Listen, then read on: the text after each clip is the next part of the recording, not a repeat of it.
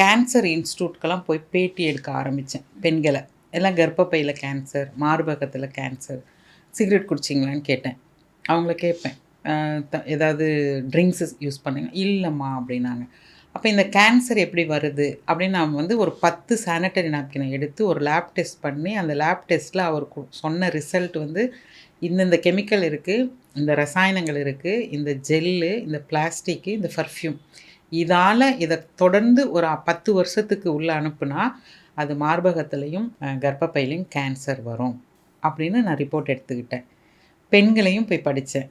ஒரு 5 கேன்சர் இன்ஸ்டியூஷனுக்கு போய் எல்லாத்துக்கிட்டையும் பேட்டி எடுத்தேன். நீங்கள் அப்போ என்ன ஆகுறீங்க, உடம்பு என்ன பண்ணுது, ஒரு 1000 தேள் ஒன்றா கொட்டுற மாதிரி இருக்கும் ஹீமோதெரப்பி பண்ணிவிட்டு வீட்டுக்கு போனாலும் எங்களுக்கு வீட்டில் இருக்கிற உறவுகளும் வந்து ஒரு மாதிரி பார்ப்பாங்க, பரவிரும்னு நினைப்பாங்க.